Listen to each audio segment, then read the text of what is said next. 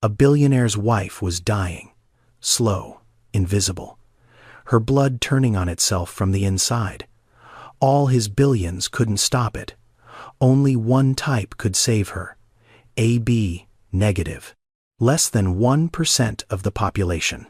For 14 months, one woman gave blood every month, then went back to pushing meal carts for $13.50 an hour.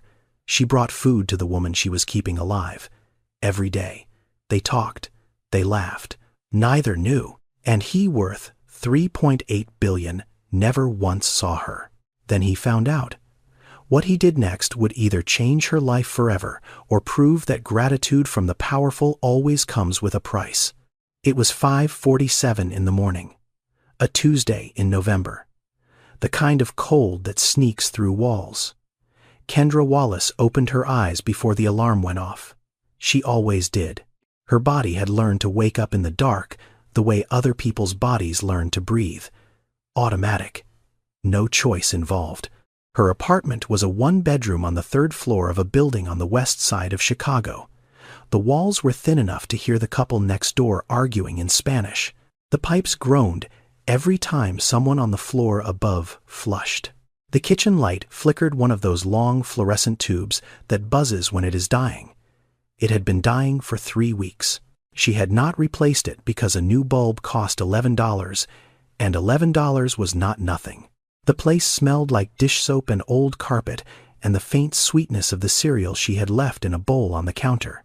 That cereal was for Darius Wallace, 6 years old, asleep on the pull-out sofa in the living room because there was only one bedroom, and Kendra gave it to him on the nights he had nightmares, which meant she slept on the sofa most of the time, and he slept in the bed. Tonight he had fallen asleep watching cartoons on the couch, so she let him stay. She pulled the blanket up to his chin, tucked it around his shoulders the way her grandmother used to tuck it around hers. She set his breakfast on the table. A bowl, a spoon, a box of cereal, a small carton of milk.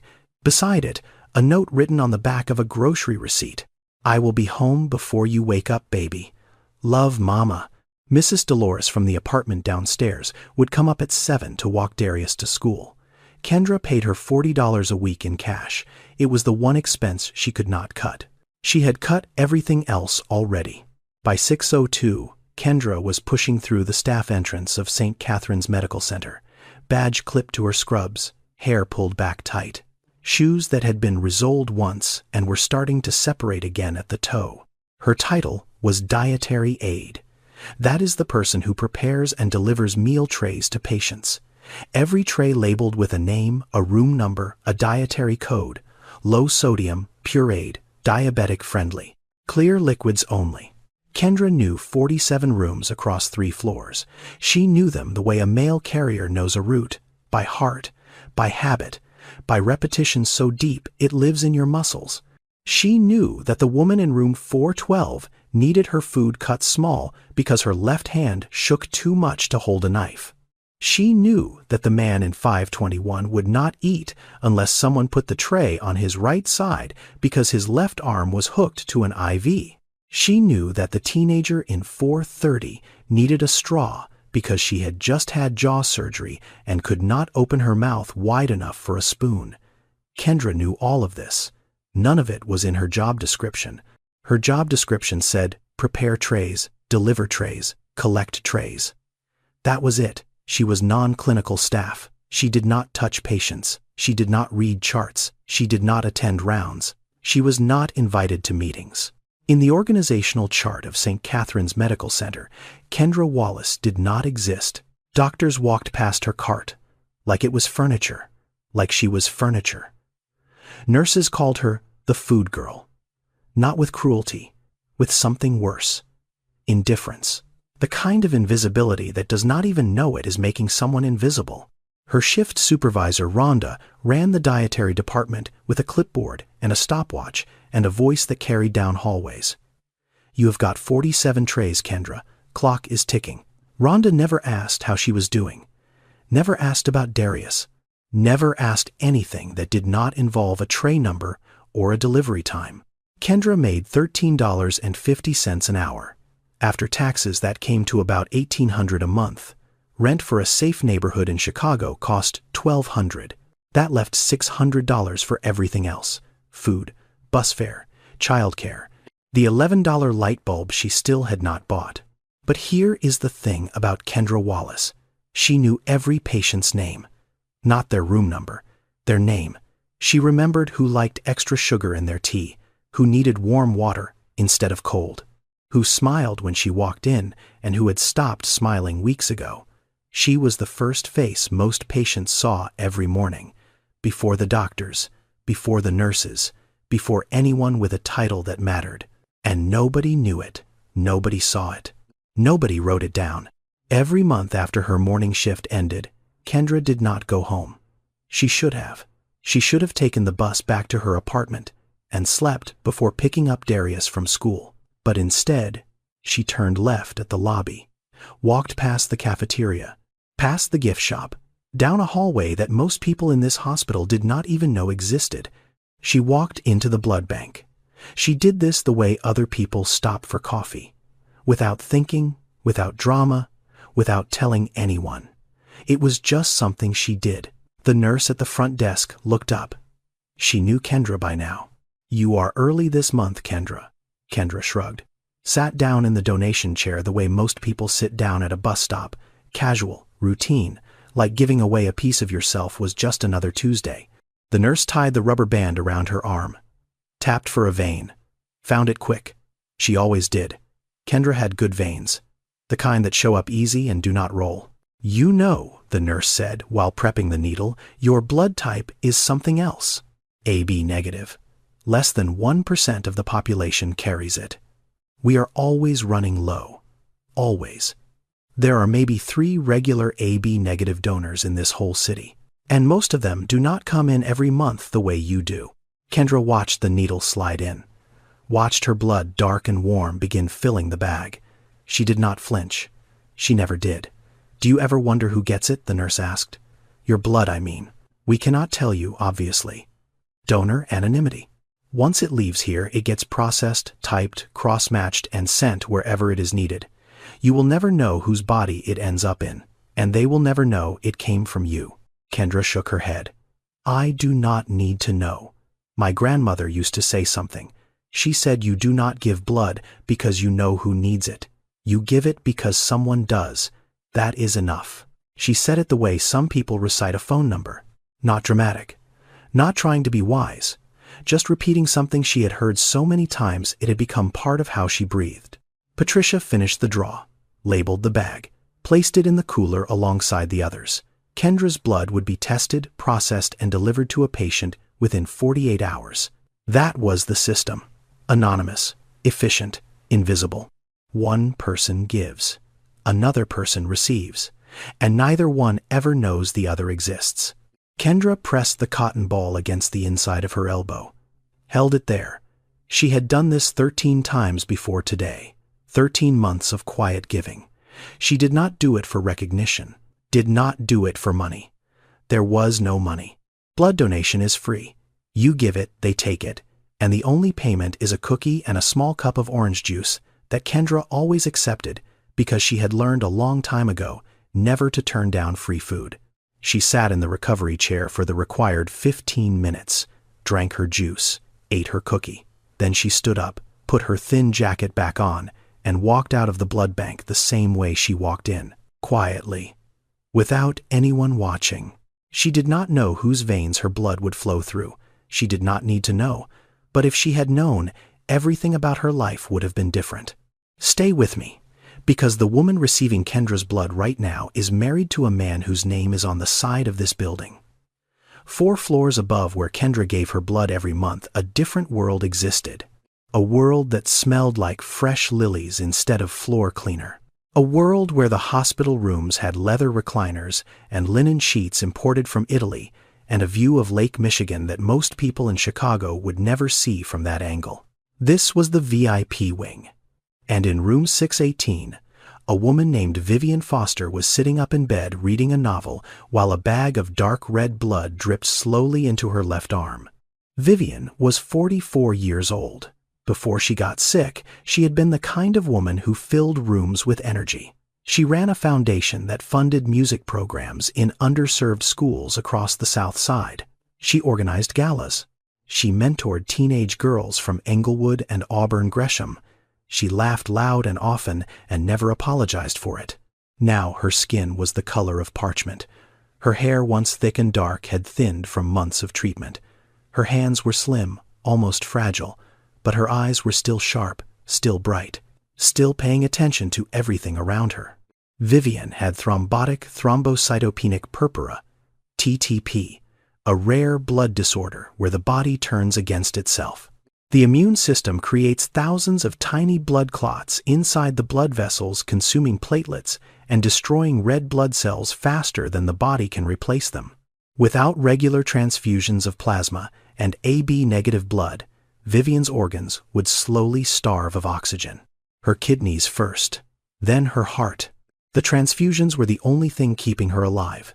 1 bag of AB-negative blood every month, matched to her exact type. Without it, she had weeks, maybe less. Her husband sat beside her. Lionel Foster, 47 years old, founder and CEO of Foster Genomics, a biotech company valued at $3.8 billion that developed gene therapies for rare diseases. Lionel's face had been on the cover of Forbes twice. He had spoken at the World Health Summit in Berlin.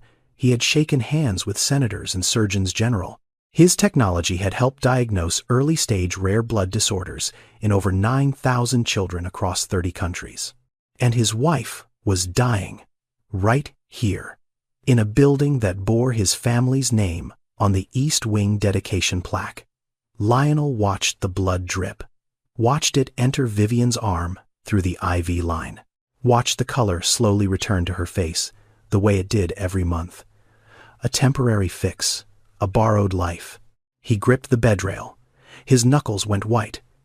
He felt the same thing he felt every single month in this room. Rage. Not at anyone. Not at anything he could fight. Just rage at the universe for giving him the power to save other people's children, but not his own wife. Dr. Evelyn Achebe walked in, head of hematology, Nigerian-born, brilliant. Steady in the way that only doctors who have delivered the worst news 1,000 times can be steady. How is she responding today? Lionel asked, without looking away from the IV drip. Well, her numbers should stabilize within 24 hours. Same as last month. Dr. Achebe checked the monitors, adjusted a setting, made a note. Lionel leaned forward. How is it possible that I fund research in 30 countries, but I cannot find a reliable blood donor for my own wife? Dr. Achebe looked at him, not with pity, with patience. Because blood does not care about your net worth, Mr. Foster. It only cares about compatibility. AB negative is the rarest type, less than 1% of the population. We cannot manufacture it. We cannot synthesize it. And we cannot force people to donate it. All we can do is hope that the right person shows up. Lionel stared at the blood bag. Someone else's blood. A stranger's blood. The only thing between his wife and a slow death. Who donates this? He asked. Is it the same person every time? Dr. Achebe paused. Donor information is confidential. Mr. Foster, you know that. The blood bank operates on strict anonymity. I am not asking to pressure anyone. I want to thank them. I want to make sure they keep coming back. I need to know that my wife's life does not depend on some stranger deciding to skip a month. Dr. Achebe set down her chart. I understand your concern, and I can tell you this much. Your wife's primary donor has been consistent for over 14 months, the same person, every month, without fail, without being asked, without knowing whose blood they are giving or why. 14 months, someone had been saving his wife's life for over a year, and Lionel did not know their name, did not know if they were a man or a woman, did not know anything. And I cannot know who they are. No, you cannot. Dr. Achebe turned back to her screen. On it, a donor file, a name she saw every month. She looked at the name, then she closed the file. She will be back next month. She always comes back. Lionel did not catch the pronoun. He was too focused on the blood bag, too focused on the terrible, humbling reality that all his money, all his technology, all his power could not do what one anonymous stranger was doing for free. He sat in a $4,000 chair, looked out the window at the Chicago skyline, and somewhere below him, in a part of this hospital he had never visited, a woman he had never noticed was heading home on a bus with a cotton ball taped to the inside of her arm. Every morning at 7:15, Kendra pushed her meal cart onto the 6th floor. The VIP wing. The air was different up here. Cleaner, warmer. The floors were polished to a shine that the lower floors never got. Fresh flowers sat on the nursing station counter, the kind that get replaced before they even start to wilt. Kendra noticed all of it. She noticed the thread count in the sheets because she had spent years making beds in rooms where the sheets were stiff and thin. She noticed the leather recliners because she went home every night to a sofa that sagged in the middle. She noticed the silence, the luxury of quiet. Room 618 was always the last stop on her route. She saved it for last, not because she had to, because she wanted to. She knocked softly, pushed the door open with her hip, both hands on the tray. "Good morning, Kendra." Vivian Foster was sitting up, book on her lap, reading glasses pushed up on her forehead. She smiled when Kendra walked in, a real smile, the kind that reaches the eyes. "Good morning, Mrs. Foster. I brought your tea. Warm, not hot, just how you like it." Vivian's face softened. "You always remember. That is my job." "No, it is not," Vivian said it gently. "Your job is to bring food. Remembering how I like my tea is something else entirely." Kendra set the tray down, adjusted the napkin, placed the cup where Vivian could reach it without stretching her IV arm. These were small things. Things no one had ever asked her to do. Things no one would ever notice. But Kendra did them anyway, every single day. "How is Darius?" Vivian asked. "Did he finish that drawing he was telling me about?" Kendra blinked. Most patients did not ask about her life. Most patients did not know she had a life. But Vivian had asked about Darius 3 weeks ago, when Kendra mentioned she needed to leave on time for a parent-teacher conference. And Vivian had remembered. She kept remembering. He finished it. Drew the whole family. Me, him, and his grandma Gloria. Even though Gloria passed 4 years ago, he says she still counts. Vivian nodded. She does. People do not stop counting just because they stop breathing. They talked for another minute. Maybe 2. Not long. Kendra had other trays to deliver. But in that minute, Vivian asked if Kendra was sleeping enough. Asked if she had eaten breakfast. Asked the way a person asks when they actually want to hear the answer. Vivian Foster had spent years running a foundation. She had sat in living rooms in Englewood and Auburn Gresham and listened to single mothers talk about what it takes to hold a life together with nothing. She did not see Kendra as the food girl. She saw her as a mother who got up before dawn and showed up every single day and never complained. She saw her, and in this entire hospital, she might have been the only one who did. Kendra glanced at the IV pole beside Vivian's bed. A bag of blood hung there half empty, dripping slowly into Vivian's arm through a thin, clear line. Dark red, almost black in the dim morning light. Kendra did not think twice about it. She saw blood bags every day. Dozens of them, hanging beside dozens of beds. They were medical equipment. Background, part of the scenery. She had no reason to think this bag was different. She had no reason to connect it to herself. She picked up yesterday's empty tray from the side table, stacked it on her cart, straightened the blanket at the foot of Vivian's bed without being asked, and turned to leave. "I will see you tomorrow, Mrs. Foster. I will be here." Vivian smiled. "I am not going anywhere." Kendra pushed her cart into the hallway. The door closed softly behind her. She did not know that the blood dripping into Vivian's arm had come from her own veins 3 days ago. She did not know that she was the reason Vivian could sit up and smile this morning. She did not know that the woman who remembered her name was alive because of what Kendra gave away for free every month in a room 2 floors below. She did not know any of it. She just set the tray down, adjusted the napkin, and said, "I will see you tomorrow, Mrs. Foster." Kendra Wallace grew up on the South Side of Chicago. Not the version of the South Side you see in headlines. The version where people go to work and come home and try to hold things together with whatever they have got, which usually is not much. She was raised by her grandmother, Gloria Wallace, a woman who stood 4 feet 11 inches tall and carried herself like she was 6 feet. Gloria worked as a nurse's aide at Mount Sinai Community Hospital for 35 years. 35 years of lifting patients twice her size. 35 years of changing wound dressings and emptying bedpans and being the first person a scared patient saw when they woke up after surgery.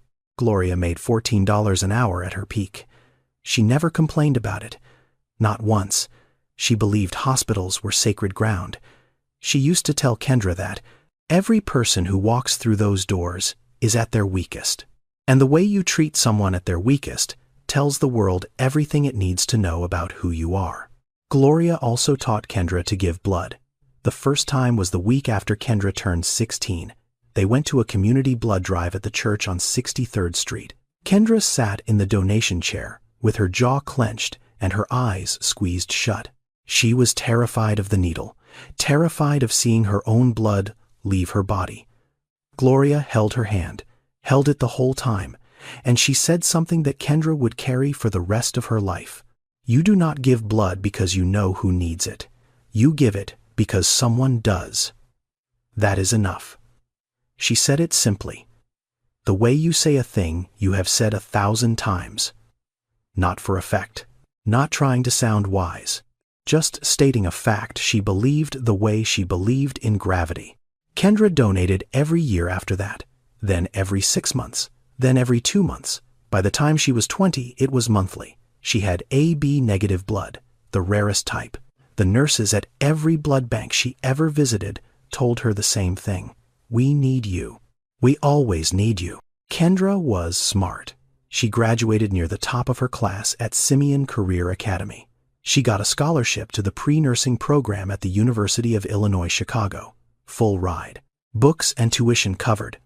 Gloria cried the day the letter came, held it with both hands, and pressed it against her chest like it was something fragile. Kendra's first year was hard. The coursework was brutal, and she was the only one in her study group who worked weekends to cover living expenses. But she made it. Second year, she hit her stride. Top of the class in anatomy.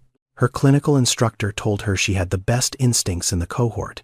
She could read a patient's face before she read their chart. She was going to be a nurse, a registered nurse. And after that, maybe a nurse practitioner. She could see it. She could taste it. The white coat, the badge with her name and the letters after it. The ability to walk into a room and not just comfort a patient, but treat them. Then, Gloria died. Complications from type 2 diabetes. A blood sugar crash in the middle of the night. Nobody found her until morning. She was 68 years old. She died in the apartment where she had raised Kendra in the bed she had slept in for 40 years alone. Kendra was 22. She buried her grandmother with money she did not have, took out a loan she could not afford, went back to class 2 days later because Gloria would have wanted her to. 7 months after that, Kendra found out she was pregnant. The father, a man she had been seeing for a year, a man who said he loved her, a man who talked about the future like it was something they would build together, disappeared. Not slowly, not with a fight, just gone. Phone disconnected. Apartment cleared out. Like he had never existed. Kendra was 6 months pregnant. No family, no savings. No one to call at 2 in the morning when the fear was so big it felt like drowning. She did the math. She sat on the floor of her dorm room with a calculator and a stack of bills, and she did the math. Tuition plus living expenses plus a baby. The numbers did not work. They could not work. Not without Gloria. Not without help. Not alone. She dropped out 3 semesters before finishing. 3 semesters away from becoming a registered nurse. 3 semesters away from the white coat and the badge. Instead, she got a dietary aid certification. 6 weeks of training. Because hospitals were always hiring. Because the pay was enough to cover rent if she ate 1 meal a day. And because it kept her inside a hospital, not as a nurse, not as a healer, but close enough to touch healing even if she could not practice it. Some people would have been bitter. Some people would have spent every shift staring at the nursing students in the hallway and feeling the loss like a knife. Kendra felt it. She felt it every single day. Every time a young resident walked past her in a white coat, every time she heard a nurse explain a diagnosis to a patient's family, every time she stood in the elevator next to someone who was becoming the thing she was supposed to become. But Gloria had taught her something that kept the bitterness from taking root. When you cannot heal with your hands, you heal some other way. With presence, with kindness, with blood. So Kendra kept showing up, kept delivering trays, kept remembering names, kept donating every month. And she raised Darius alone in a one-bedroom apartment on the west side of Chicago and never once told anyone at that hospital what she had given up to be there. Kendra got home that Tuesday at 3:15 in the afternoon. She could hear the television through the door before she opened it. Cartoons. The volume slightly too loud. That meant Darius had the apartment to himself. Mrs. Dolores downstairs always turned the volume down. She opened the door. Darius was on the floor, belly down, elbows propping up his chin, a box of crayons scattered around him like confetti. He was drawing. "Hey baby, how was school?" Darius did not look up. "Good. I am drawing." Kendra dropped her bag by the door, kicked off her shoes. Her feet were swollen. They always were by 3. She sat down on the floor next to him, crossed her legs, leaned over to see what he was making. "What are you drawing?" Darius held it up. Crayon on printer paper. The kind of art only a 6-year-old can make. Bright colors. No sense of proportion. Full of meaning. "This is you, Mama. At the hospital. You are giving food to the sick people so they get better." Kendra looked at the drawing. He had drawn her big. Bigger than the building. Bigger than the beds. Bigger than the doctors. In his picture, she was the largest person in the hospital. She was holding a tray with both hands and smiling. In the real world, Kendra was invisible inside that building.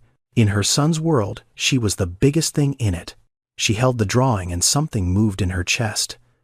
Something warm. Something that hurt. "That is beautiful, baby. Can I keep it?" "You can put it on the fridge." She put it on the fridge, right next to last month's drawing of a dinosaur eating a pizza. She stood there looking at both of them for a moment longer than she needed to. Then the moment passed, and the math came back. Darius had been diagnosed 4 months ago. Chronic otitis media, a persistent middle ear infection that had caused damage to his eardrum. The doctor, an ENT specialist at Rush University Medical Center, had explained it clearly. Darius was losing hearing in his left ear. Not the gradual kind, the kind that gets worse with every infection. And the infections were not stopping. He needed surgery, a tympanoplasty, a procedure to repair the eardrum and restore hearing before the damage became permanent. Without it, the doctor said he would lose hearing in that ear within a year, maybe sooner. The surgery cost between $15,000 and $20,000. Kendra's insurance through the hospital was the cheapest plan available. High deductible, low coverage. The kind of insurance that existed on paper, but disappeared when you actually needed it. She had called the billing department at Rush twice, asked about payment plans, asked about charity care, asked about financial hardship programs. Every answer came back the same way. "We can help, but you need to pay first. Then, we can help with the rest." That night, after Darius fell asleep on the couch with his mouth open and his crayon still in his hand, Kendra sat at the kitchen table, calculator in front of her, a legal pad, a pen. $1,800 a month. That was her take-home, minus $1,200 for rent, minus $160 for Mrs. Dolores, minus $90 for the bus pass, minus $200 for groceries. And that was if she only bought the basics: rice, beans, cereal, milk for Darius, nothing for herself most days. That left $150. $150 a month. She needed $15,000. She had $340 in savings. It sat in a checking account that charged her a $4 monthly fee for the privilege of being poor. Kendra stared at the numbers, ran them again. Changed nothing. Ran them a third time like the math might somehow come out different if she wanted it badly enough. It did not. She put the calculator down, walked to the couch, looked at Darius sleeping. His left ear, the one that was slowly going silent, was pressed against the pillow. His chest rose and fell. Steady, easy. The way only children breathe. She made a promise, not out loud. Inside. Where promises are heavier, you will not lose your hearing. I will find a way. I always find a way. But that night, for the first time in her life, she did not know what way to find. She turned off the light, lay down on her bed, stared at the ceiling. 4 floors above the room where she gave her blood, every month a woman was sleeping in a hospital bed with imported Italian linen. That woman's husband could buy the entire hospital and still have enough left over to buy 2 more. And Kendra Wallace, the woman keeping that patient alive, did not have enough money to fix her son's ear. Nobody told her those 2 facts were connected. Nobody had to. If you are already invested in this story, subscribe now and turn on notifications, because what is about to happen between Kendra and the woman in room 618 will break your heart in the best way possible. The next morning, Vivian asked about Darius again. Kendra was setting down the breakfast tray. Warm tea, not hot, scrambled eggs, dry toast. She had the order memorized. She always did. "How is that boy of yours?" Vivian asked. She was sitting up today. Good color. The last transfusion was holding. Did he finish the drawing he was working on? Kendra smiled. He did. Drew me at the hospital, made me bigger than the building. Vivian laughed. That is because to him you are bigger than the building. He is 6. Everything is bigger when you are 6. No. Vivian shook her head. Some things really are that big. IUCAMA. You just stop noticing when you get older. They were quiet for a moment. The kind of quiet that happens between people who are comfortable enough to let silence sit. Then, Vivian said something she had not said before. I always wanted children. Lionel and I tried for years. IVF twice. The first round failed. The second round, we were about to start the transfer when the TTP hit. She looked at her hands. Thin, pale. The hands of a woman whose body had turned on itself.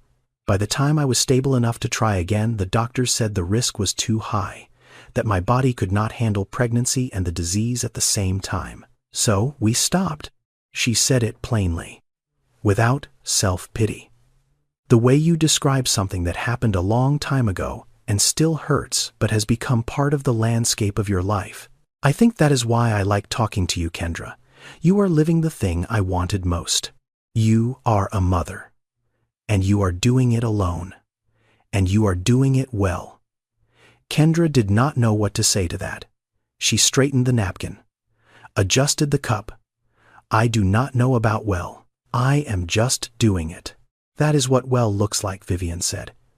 It looks like just doing it, day after day, without anyone clapping. The next week, Kendra came in during the lunch round. She pushed the door open with her hip and stopped. A nurse was in the room, changing the blood bag on the IV pole. The old bag was empty. The new one was full. Dark red, almost black in the light from the window. The nurse hung it, connected the line, adjusted the drip rate. Kendra set the lunch tray down, glanced at the new bag the way you glance at a clock, without thinking, without stopping. New bag today, she asked the nurse. Fresh from the blood bank this morning. The nurse checked the label. She is responding well. Numbers are up. Kendra nodded, turned back to Vivian. Got your lunch right here, Mrs. Foster.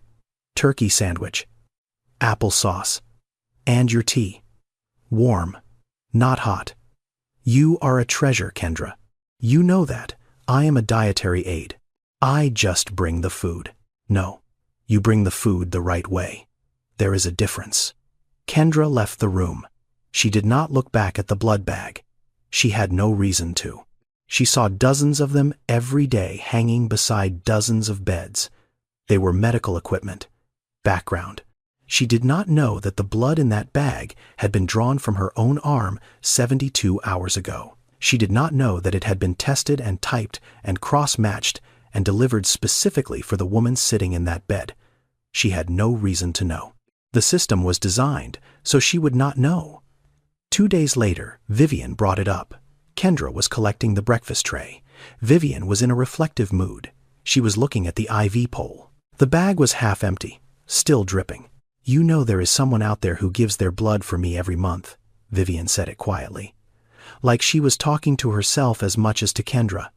"I do not know who they are. The hospital will not tell me. Donor anonymity. But I think about them all the time." Kendra paused, tray in hand.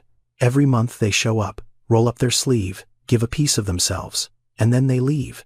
And they have no idea that the blood they just gave is the only thing keeping me alive." "That is a good person," Kendra said. "It is more than good."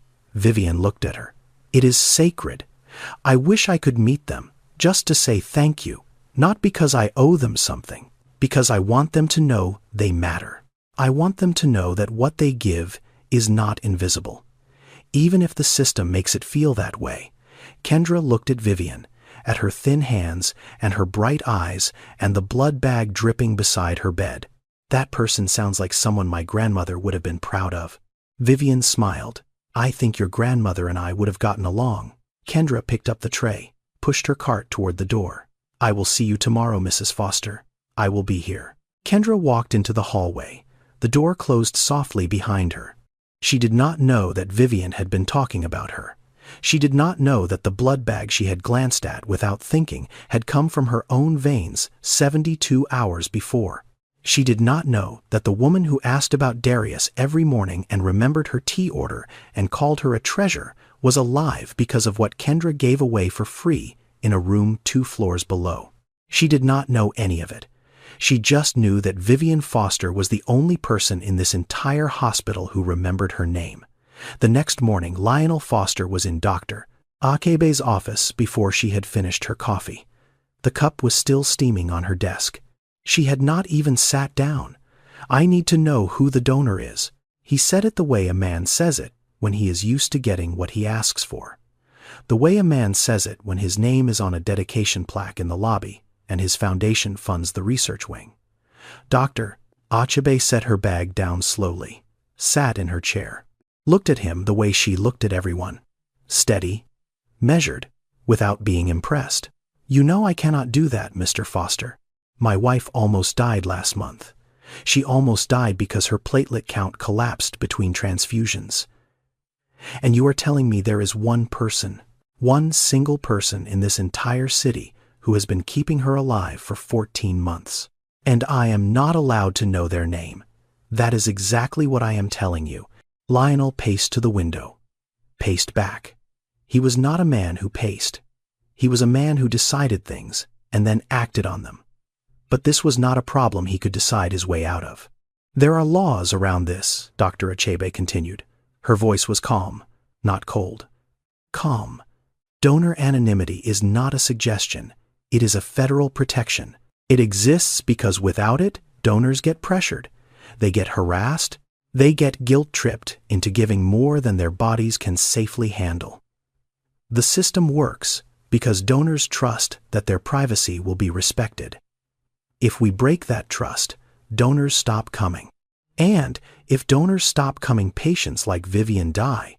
Lionel turned to face her. "I am not going to pressure anyone. I want to thank them. I want to make sure they are taken care of. I want to guarantee that my wife has a reliable source of blood going forward. And I understand that." Dr. Achebe folded her hands. "But what you want does not override what they are entitled to. This person chose to donate anonymously.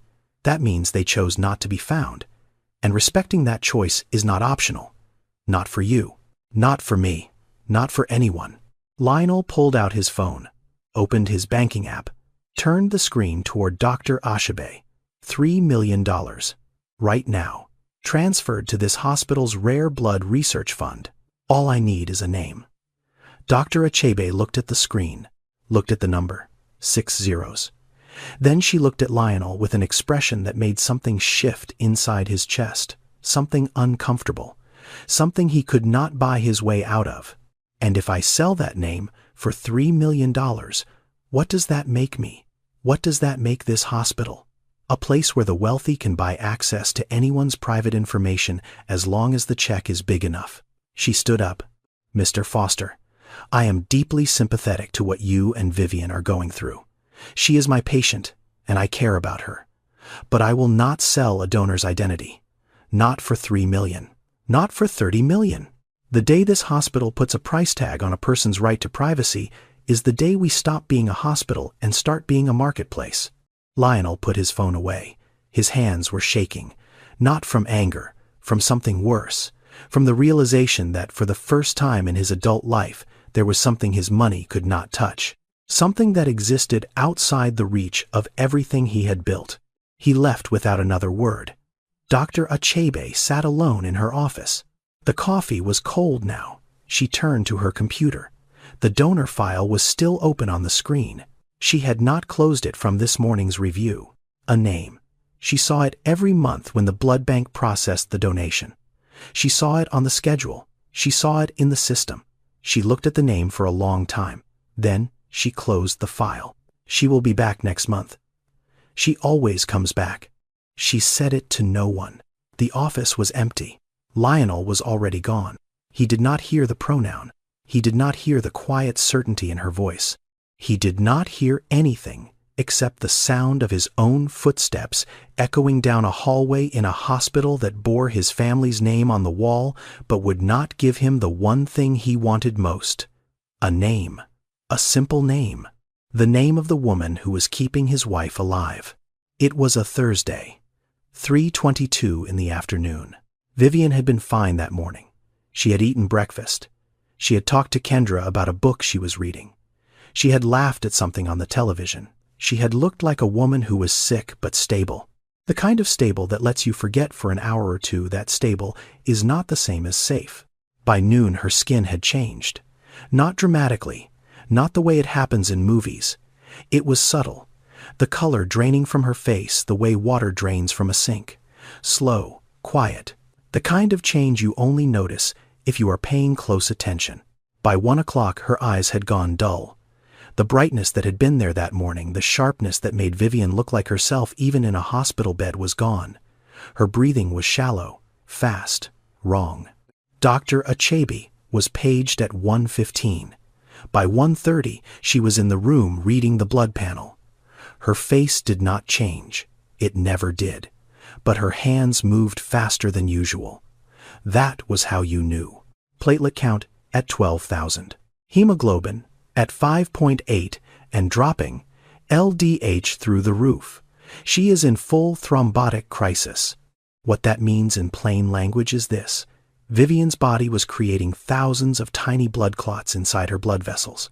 Those clots were consuming her platelets, the cells that stop bleeding, and destroying her red blood cells, the cells that carry oxygen. Her organs were slowly suffocating. Her kidneys first, then her heart. Without a transfusion of AB-negative blood within the next 6 to 8 hours, her organs would begin to shut down, one by one, starting with the ones she needed most. Lionel stood beside the bed. He had been there since noon. Then transfuse her. Do it now. We do not have the blood, Mr. Foster. Those 7 words landed like something physical. What do you mean you do not have the blood? AB negative is the rarest blood type in the country. Less than 1% of Americans carry it. The national supply is critically low right now, especially for rare types. We have contacted every regional blood bank within 200 miles. Nobody has AB negative in stock. Nobody. Lionel stared at her. This is a $400 million hospital. You are telling me you cannot find 1 bag of blood. I am telling you that money cannot manufacture blood that does not exist. Dr. Achebe's voice was steady, but her eyes were not. We have exactly 0 units of AB negative on hand. The only reliable donor we have had for the past 14 months. She stopped. She did not finish the sentence. The only donor, what? Doctor. Achebe looked at him, looked at Vivian, looked at the monitor showing her hemoglobin dropping in real time. 5.6, 5.4. I will make some calls. She left the room. Lionel stood there, his hand on the bedrail, his knuckles white, his eyes locked on the monitor. He had built a company that treated rare diseases in 30 countries. His technology had saved thousands of lives. And his wife was dying in a room with his family's name on the dedication plaque, and he could not do a single thing about it. The number on the screen dropped again, 5.2. He did not move. He could not move. Dr. Achebe walked to her office, closed the door. She knew there was one person who could help. One donor. The only AB negative regular they had. But that donor had given blood 3 weeks ago. The guidelines say 56 days between donations. It had been 21. Drawing her now would be early. Too early. Dangerous. She could not ask. She could not call. The donor did not even know whose blood she had been giving. But Dr. Achebe also knew something else. She knew that if that woman found out there was a patient dying for lack of AB negative blood, she would come. She would not need to be asked. She would just come. Because that is who she was. What Dr. Achebe did next would put 2 women's lives on a collision course, and only one of them knew it. Kendra heard about it at 4:47 that afternoon. She was on the 4th floor, pushing her cart through the east corridor, collecting dinner trays, when 2 nurses came around the corner. They were talking in the urgent, clipped tones that hospital staff use when something is going wrong fast. VIP on 6. TTP crisis. 44-year-old woman. Platelet count is crashing. They need AB negative and nobody has it. They have been calling blood banks all afternoon. Nothing. The other nurse shook her head.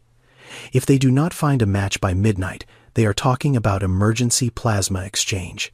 And even that is a long shot without the right type. They turned the corner. They were gone. They had not noticed Kendra standing there with an armful of empty trays. AB negative. Kendra set the trays down slowly. Her heart was doing something it had not done in a long time. Not beating fast. Not panicked, but loud, deep. The way it beats when you know something with absolute certainty. She had AB negative blood. She had donated 3 weeks ago. The guidelines say you need to wait at least 8 weeks between donations, 56 days. She was at 21. Donating now would be early. Too early. Her iron levels might not have recovered. She could get dizzy. She could faint. In rare cases, donating too frequently can cause serious anemia. The kind that puts the donor in a hospital bed instead of beside one. Kendra knew all of this. She had been donating long enough to know the rules by heart. She also knew that somewhere above her a woman was dying because nobody in this entire city had what she had. She did not know it was Vivian. She did not connect VIP on 6 with room 618. She did not think about the woman who remembered her tea order or asked about Darius. She just heard that a patient was in trouble. That was all she needed to hear. She walked to the blood bank, pushed open the door. Patricia looked up, surprised. Kendra, you are not due for another 5 weeks. I know. I am here because I heard you need AB negative. I have it. Take mine. Patricia shook her head. I cannot. You donated 3 weeks ago. Your hemoglobin might not be high enough. If I draw you now and your levels crash, I am putting you at risk. There are protocols. I know the rules. Kendra's voice was calm, steady. The voice of a woman who had made her decision before she walked through the door. I also know that somewhere in this hospital a woman is dying because nobody has what I have, so take my blood. I will deal with the consequences. Patricia hesitated, looked at her screen, looked at Kendra. Then she paged Dr. Achebe. Dr. Achebe arrived 4 minutes later. She looked at Kendra, and something shifted behind her eyes. Something heavy, something she could not say, because Dr. Achebe knew.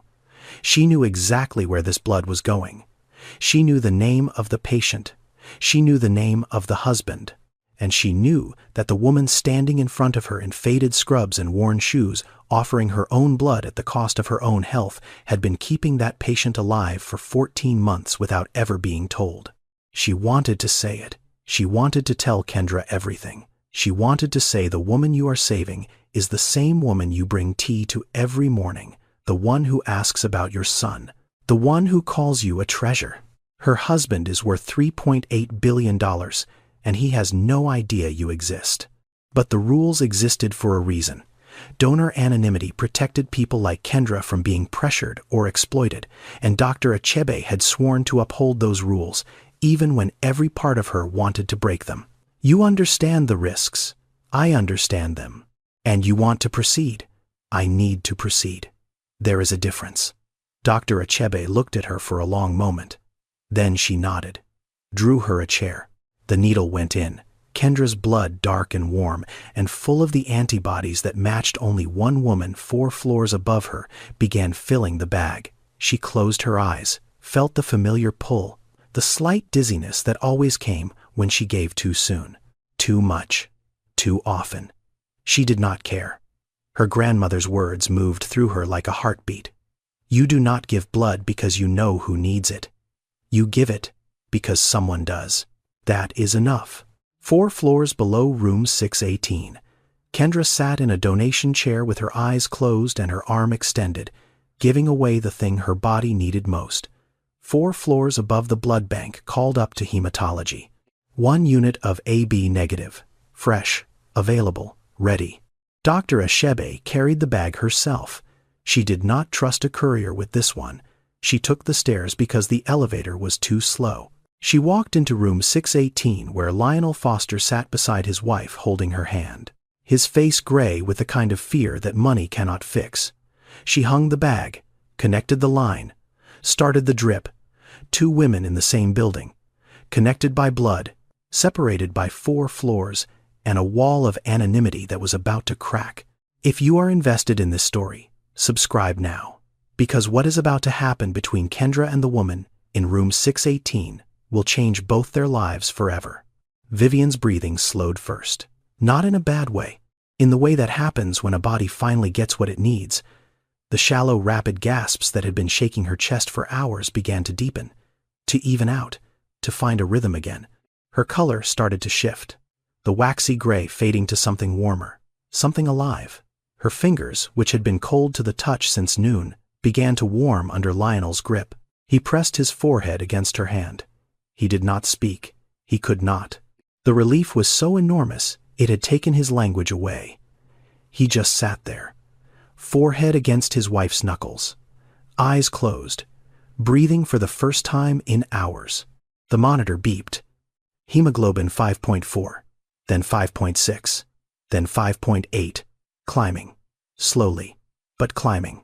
The blood was working. Someone else's blood, a stranger's blood, doing what $3.8 billion could not. Dr. Achebe stood by the door and watched the numbers rise. She did not smile. She did not celebrate.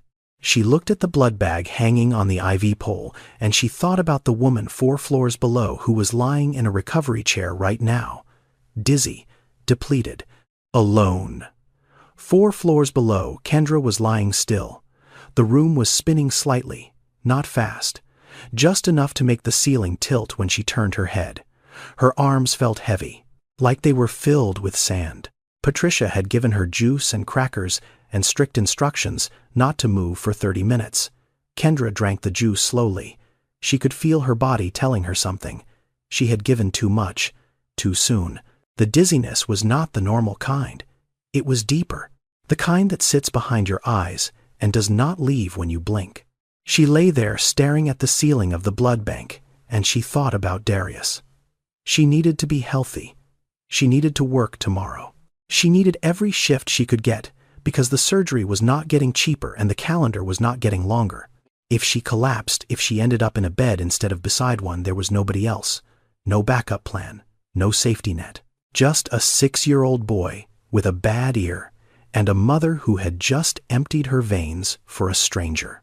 She closed her eyes, breathed, waited for the spinning to stop. It did not stop. After 40 minutes, Patricia let her sit up, slowly, then stand, slowly.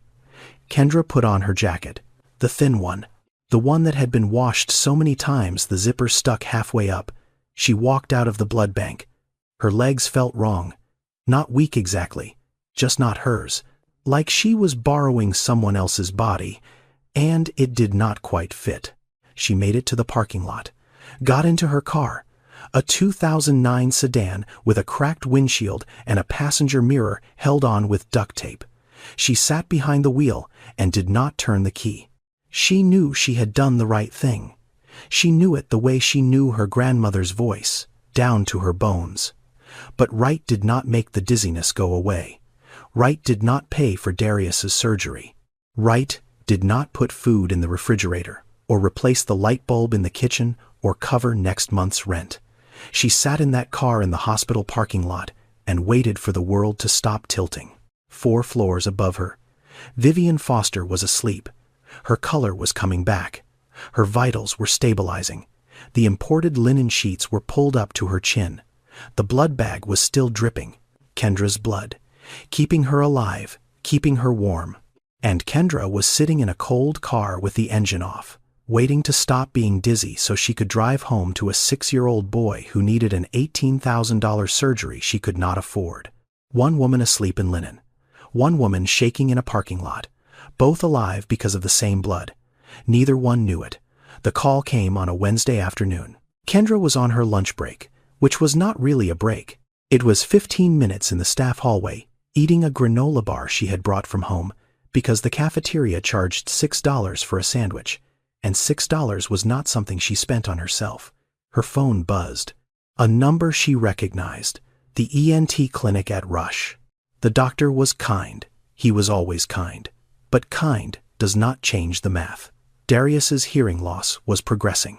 The infection had damaged the eardrum beyond what antibiotics could repair. He needed surgery, a tympanoplasty. And he needed it within 2 months.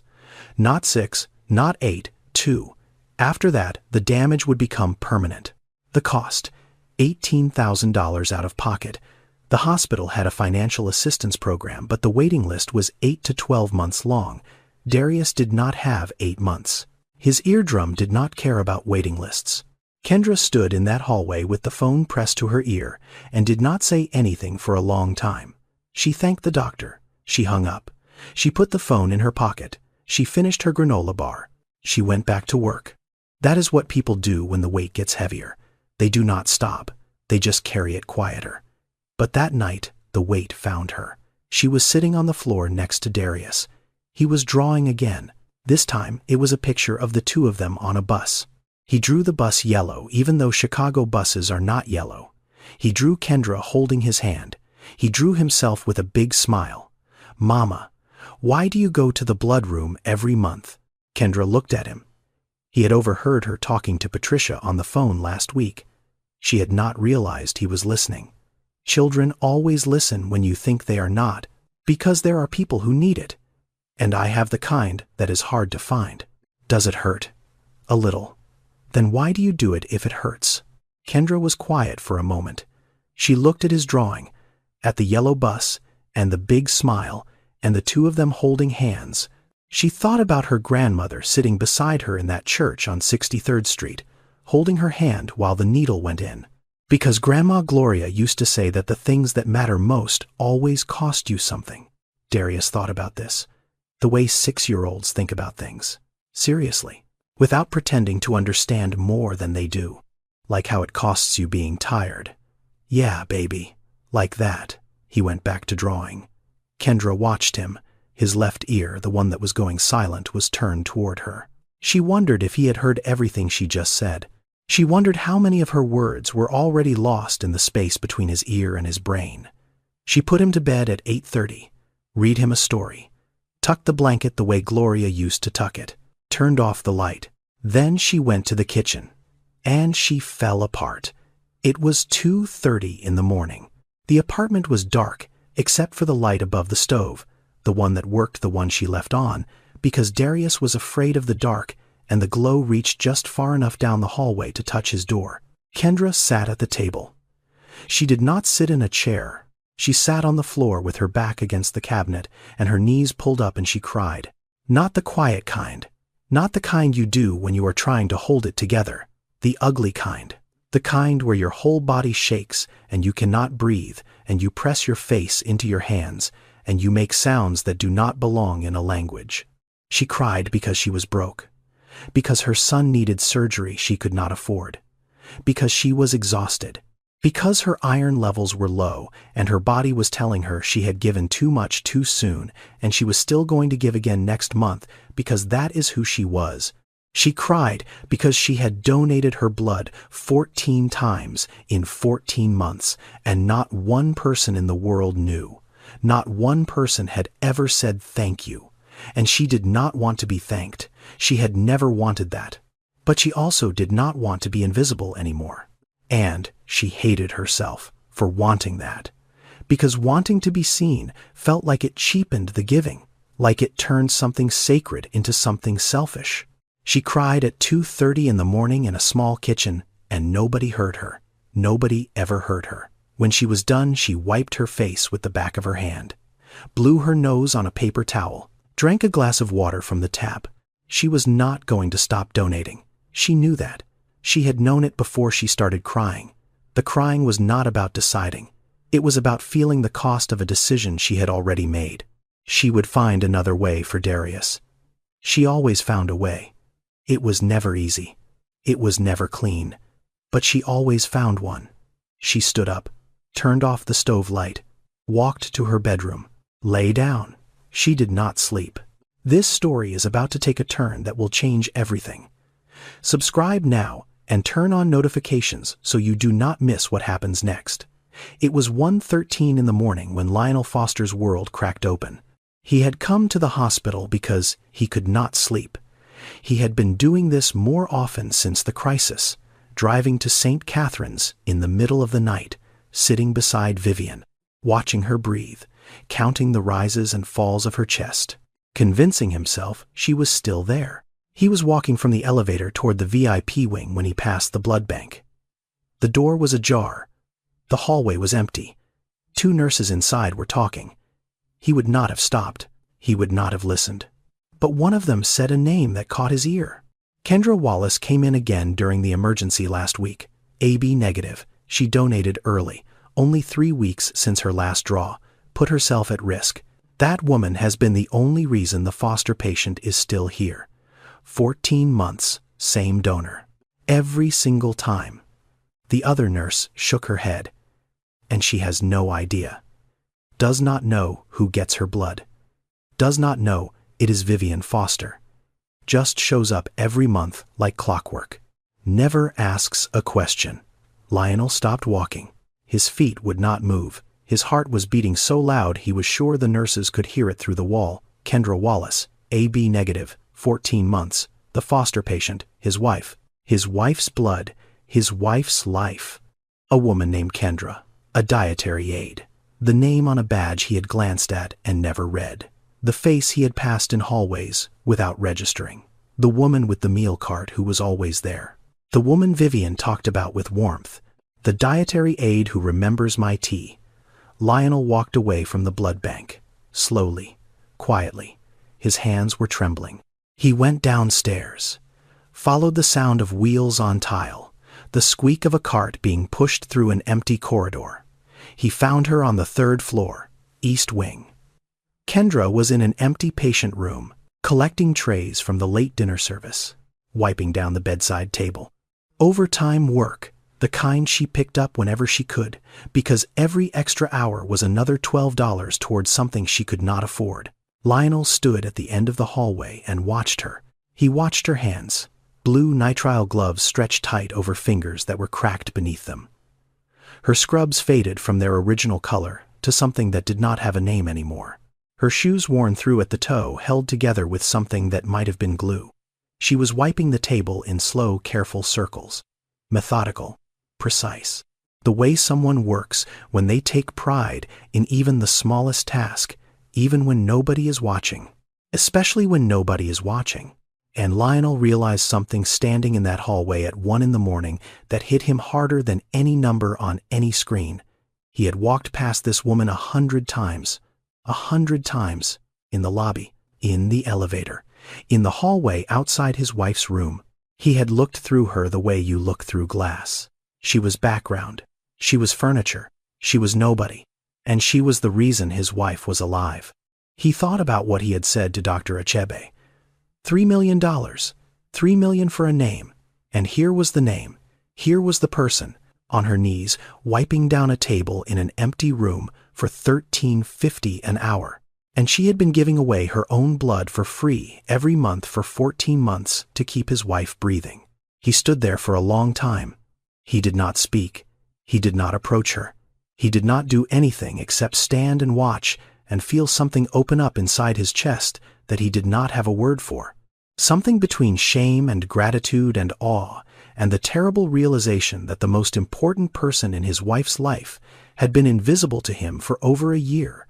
Then he turned around, and he walked away. It was not the right time. He did not have the right words. He did not know what to say or how to say it, or whether anything he could say would be enough. But everything had changed. Everything. It was 6:15 in the morning. November in Chicago. The kind of cold that finds the gaps in your jacket and settles into your bones. The sky was still dark. The parking lot lights cast long yellow pools on the asphalt. Kendra walked out of the hospital the same way she always did. Head down, thin jacket pulled tight, bag over one shoulder, moving fast because the bus came at 6:25, and if she missed it, she would have to wait 40 minutes for the next one. She did not see the man leaning against the black car near the east exit.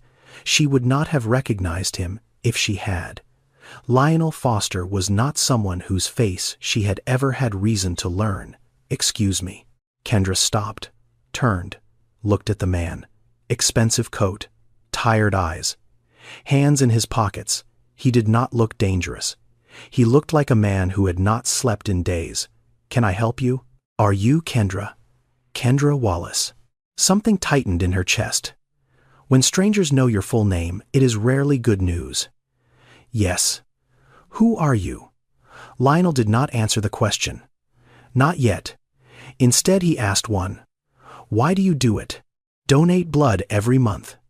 "For over a year." "Why?" The tightness in her chest turned cold. "How do you know about that?" "Please." Lionel's voice was quiet, almost careful, like a man handling something fragile. "I am not here to cause trouble. I just need to understand. Why do you do it?" Kendra studied his face. She was good at reading people.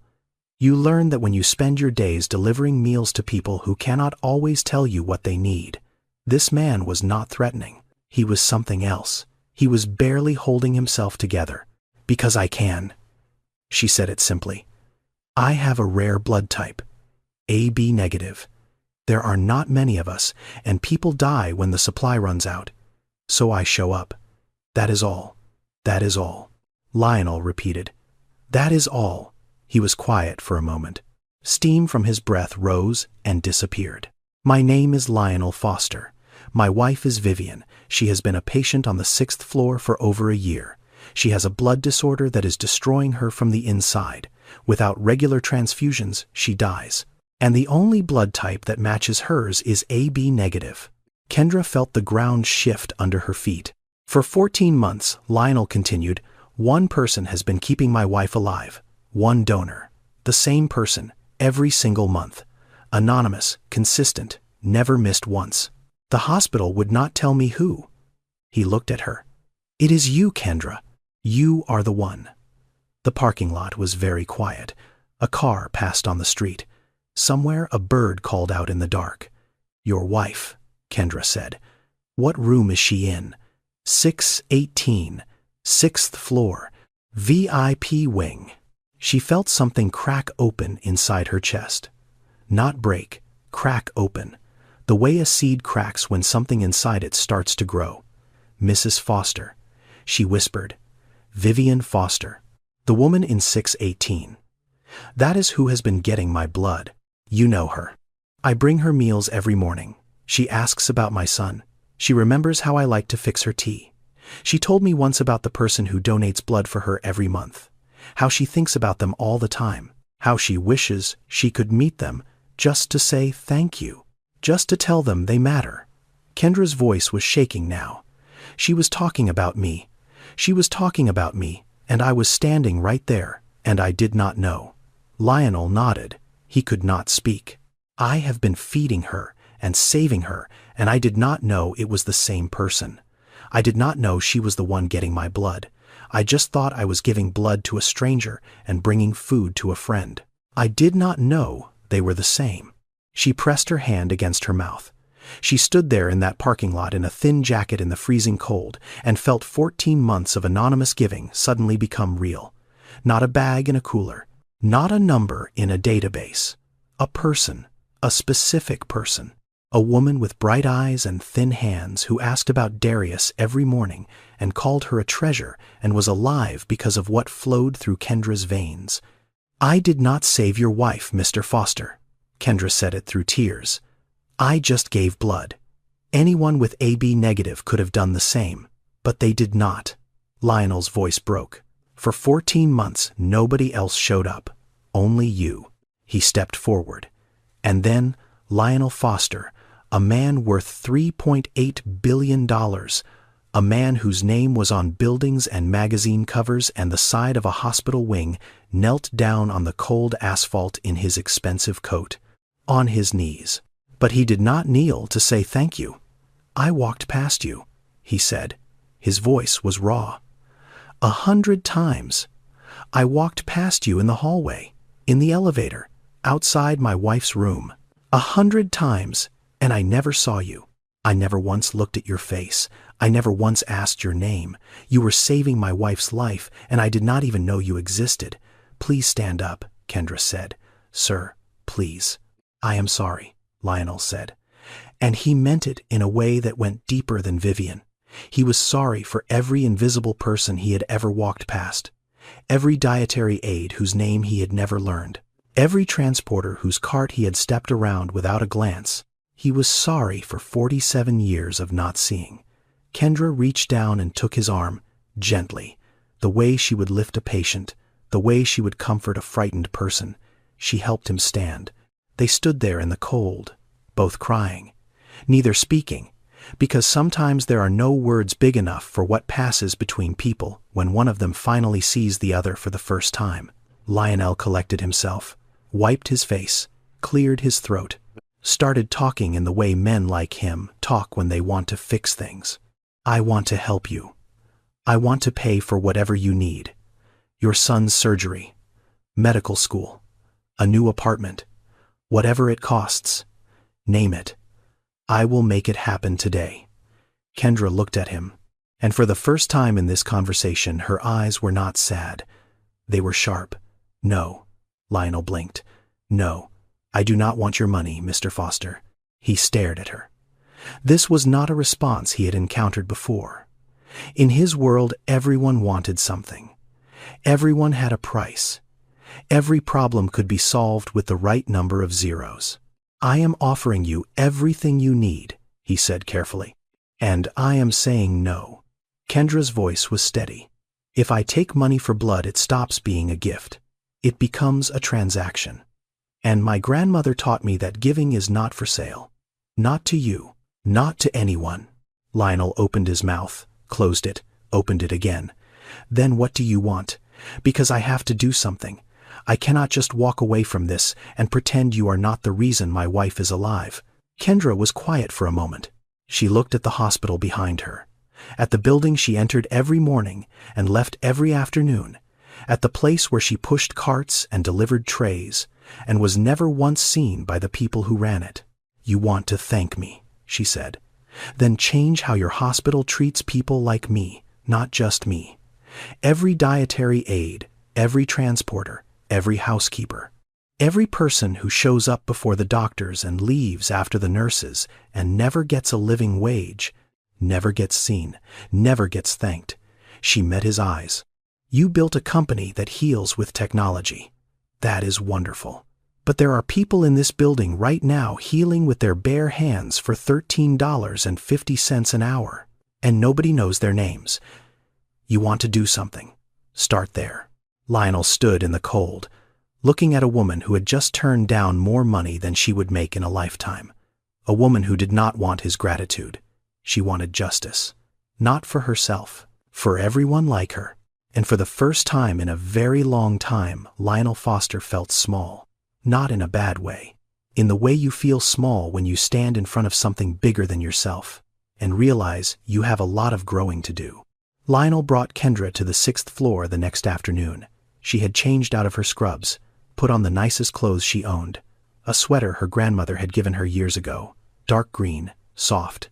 The kind of sweater you keep even when the elbows start to thin because it still smells like the person who gave it to you. She felt out of place in the VIP wing. She always did. But today was different. Today she was not here to deliver food. Lionel opened the door to room 618. Vivian was sitting up in bed, reading. Her color was good today. The last transfusion was holding. She looked up when the door opened, and her face shifted through 3 expressions in the space of a second. Surprise, confusion, then something deeper. Kendra, you are here in your regular clothes. What is going on? Kendra stood in the doorway. She looked at Vivian. She looked at the IV pole beside the bed, at the blood bag hanging there, half empty, still dripping.